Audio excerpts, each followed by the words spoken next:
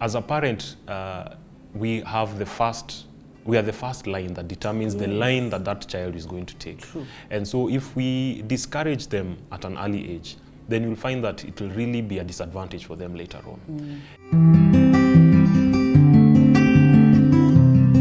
Hey everybody, my name is Angie Murenga. You're watching Just Angie. It's Lifestyle Thursday. It's the 11th day of March. Tomorrow, the 12th of March, we have our Family Talk signature event, Women in Business. Tomorrow, the 12th, and it will be at the Nairobi Serena, but it's a paid event, so you need to have sorted that out.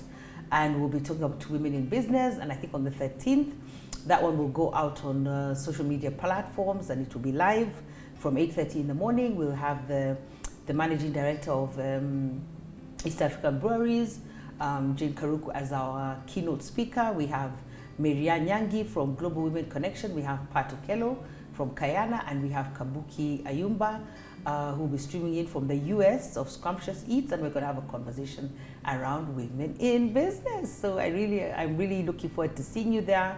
I hope we can engage and have amazing conversations and thought through business.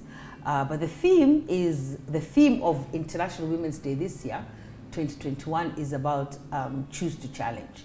And I thought that would be a great place to do one final lifestyle episode with Eric, because we want to challenge parents who have children who are artistic or who are artists. So please go ahead. I want to speak into that. Great. Thank you so much, Pastor Angie, for this opportunity. And children with artistic gifts has always been something that a lot of parents grapple with. From the generation of our parents, and we love them. They were very supportive, I have to speak. My own parents, my dad and my mom, they never really understood what I was doing, but they always supported. Even if they didn't understand, they supported. And that has been a very central pillar up to where I am today, and that I can even talk about impacting other artists.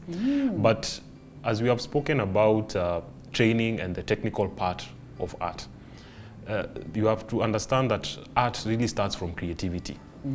That's why in art school you're actually told to go back and start thinking like a child. Even the Bible tells us that you have to reverse all your adultness and go back to a child. Why is that? It's because a child's mind is very creative and it's very curious. Okay, so if you have a child who is seeming what is the word, difficult or destructive, mostly maybe they have an artistic gift that you maybe haven't realized. And as a parent, we are the first line that determines the line that child is going to take. True. And so if we discourage them at an early age, then you'll find that it will really be a disadvantage for them later on. In the same way that you encourage your child in every other thing that they do. An artistic gift is something that is nurtured from childhood. And a child, in fact, in the olden days, in the Renaissance, the 1500s, a child was attached to a mentor, a master, at the age of 10 or 12. By the time that child is 20 years old, technically, and they are ready for the market. Yes, that they knew something that we don't. They knew that at that age, that is when you really nurture a child into the direction that you should take. So if you've spotted that your child can sing or play an instrument or draw, or is always nagging you with your phone, can I take a picture? Maybe that child has a photography gift. So now is the time to really encourage them. Nurture that gift, because you do not know where it will lead. I mentioned a few episodes ago is that everything that we see in our life, in our world, is birthed from art. From the products that we use, the media that we consume, it's all art. Art is not just drawing pictures, it's all art. It's really comes from creative thinking. So enroll the child, get a tutor if you can, if it's talking some extra classes in art. That is really an advantage that you can give a child. And then also help them to understand that it's okay to be curious. If they keep asking questions and they want to draw, if you find them drawing on the wall, give them a paper.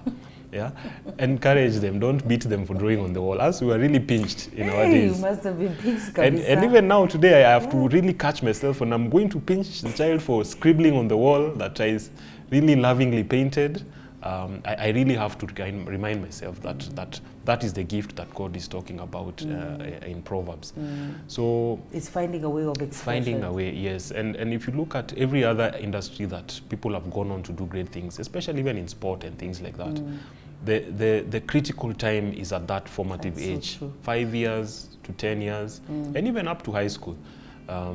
So that is it's something that every parent really should really keep an eye out for. Yeah, yes, yeah, and I speak that as a parent myself. I've noticed in my own children. Yes. Wow. Has any of your children? Do you think any of your children are going to be artists? Out of the so far, I don't know. Maybe the girl, my daughter, she can sing. The others, I don't know. Their gifts are elsewhere. Yeah. But regardless of whether it's an artistic gift or not, every gift must be mentored. It could be sciences, it could be agriculture, it could be people speaking, public speaking. All those gifts are, if you're really keen, you'll be able to spot them earlier on. So it doesn't just encompass the arts alone. I'm really passionate about discovering purpose young. You have taught purpose and leadership for a long time, and you know that people struggle later in their lives trying to discover purpose.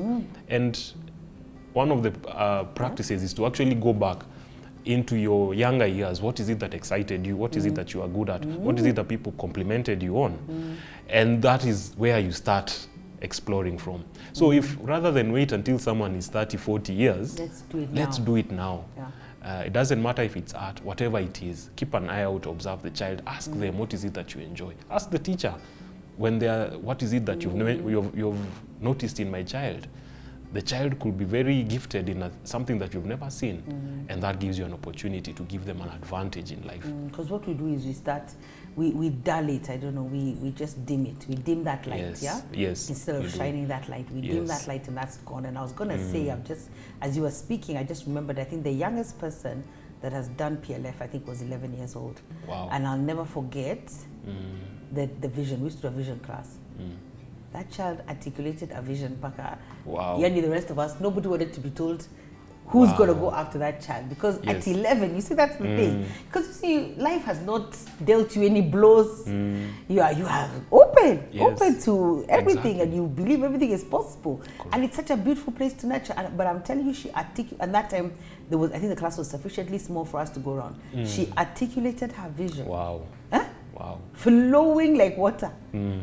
Others are stuck. You know, even you wonder, you look at yourself, you wonder, how am I stuck? And she's flowing. But I think it's that thing you said. Yes. That between the age of 10, even younger. Because I remember Jesus was taught, I think Jesus was with his, you know, before they went to learn the Torah, they were taught at home. Yes. Even by the time they were going to be 6 now, those days, they already had skills, yeah? Exactly. So if your father was the carpenter, that's what you were doing. There was some nurturing that was taking place there. Yes. But I think we need to take notice. Yes. And we have special children. All our children are special, and we should allow them to express themselves in the way that they do. Yes. But I love that of finding a mentor. Yes. Finding a mentor, finding somebody, I'm almost thinking of the apprentice, somebody that they can... I don't think that's English, but apprentice with somebody who can mentor them, coach them, and nurture this gift and grow this gift until it becomes something. Yes. And sometimes I think even as parents, we want to see the end from the beginning, but it's like, just let's flow. Yes. Let's flow with where this is going. Who knew we were going to be here? Even you had entered your space 15 years, you were doing your graphic design, you were okay at advertising and communication, and you probably had not seen this. No. But look at what has happened. And even beyond this now, there's something else beyond this. Yes. And then I love that you're taking other people with you on that journey. Yes. It's an honor. And if we can change the generation that is coming after us in any way that we can, and you know, we learn that a lot of frustrated people is because they don't know what their purpose is, and they lash out in all sorts of things and behaviors which are not them really. But if we can tackle that issue of purpose, maybe we should start a PLF for younger children, or I don't know. But work now. No, it's true. But something, it would be amazing. something that helps discovery of purpose at an early age, I believe it is one of the most powerful things we can give that generation. If there's nothing else that you can give that child, if you can just help them discover their purpose. And you know, unfortunately, the way the school structure is, the child can get discouraged because they are not scoring well in the subjects that everyone believes they should be doing well in, mathematics and sciences, where we all focus. Unfortunately, as parents, we project our own ambitions on the child. You want the child to be a pilot or a doctor, and maybe they have other giftings. So if they don't score well, then they get discouraged, and that discouragement breeds other things that you don't want in the child. But if you encourage them on where they are scoring well, I've seen this with my own eyes.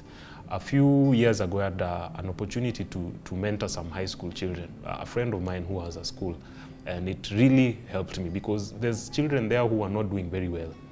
But once they got someone to encourage them in their arts, and now they've gone on to finish even their Form 4 and they are already in the marketplace, they found something that they can do and they've rediscovered themselves. Their self-image has been improved. And they don't feel like they are second rate or not as good as the other children. And so that just tells you that no child is good at everything. So as long as we see what they are good at and just invest in that, whatever it could be, whether it's cooking, whether it's in sport, sciences, public speaking, whatever it is, it really does something for the image of the child. And you find that it affects every other aspect of their life as well. Their self-esteem, their relationship with their siblings, their teachers, their everything. And how their world will turn out. How their world will turn out. Which is so important. Yes, a lot of the people that we celebrate today as world changers, some of them in the music, in sports, people like Tiger Woods, who went on to become great golfers. They started golfing when they're 2 years old, 3 years old. Imagine, I was actually listening to that and thinking, this guy is crazy. 2 years old. Yeah, this is where we're caught up in. So it's not just about sports, but every other aspect. But even if it has not happened and you find that you have even adult children or teenagers, it's never too late. And even if you don't have a child, even in your own self, just go back to yourself as a child. To the things that you it like will really help. That is a good place to start in discovery. Even I watched the other day, I think Lewis Hamilton as well, his story as well with his dad. Oh my goodness. Go-karting as a small boy. Go-karting. That is for us, that looks like a waste of time. Look, what are you doing driving around? Now, Formula 1 champion. Now look at him. Waste of time. Look at him now. But the dad really, and then the dad pushed him, you know, go watch those things. But the dad really pushed him. It was expensive. It was completely out of their comfort zone. They could have chosen the wider road and say, this is too much, you know. But it was amazing. And look at him now, you know. It could have remained a hobby or something that you do on Saturdays. And now he's at the top of the world. Of the world, in terms of Formula 1. So let's nurture these children. You know, I'm thinking of bakers, just all sorts of people. Just let the gift. If the person is always in the kitchen, crafting, baking, you know, let's not cause about it. You know, my parents even locked the door to the kitchen at one point because I was always in the kitchen making things. Making something. And I think it was my year to do my exams or something, CPE, so they had to lock that entrance. Yeah, but at least anyway, I still did what I needed to do, and I'm grateful. But I think that's good. Yeah, so I hope that you've enjoyed the series. I really have. Let our children be children. Let the gifts come out and nurture these gifts and nurture their purpose, and let them put them on a path for them to find their own purpose. And I like what you said as well. Even as an adult, go back to that child, the child within you, and begin to live that dream. I think the world now has sufficiently changed that that's possible. And I'm looking forward to seeing those of you I see tomorrow at the Nairobi Serena for our Family Talk event, and those I see on the 13th through the social media airwaves and platforms. We look forward to seeing you there as we celebrate women in business, our signature event this year for 2021, but also Choose to Challenge. God bless you. Bye-bye.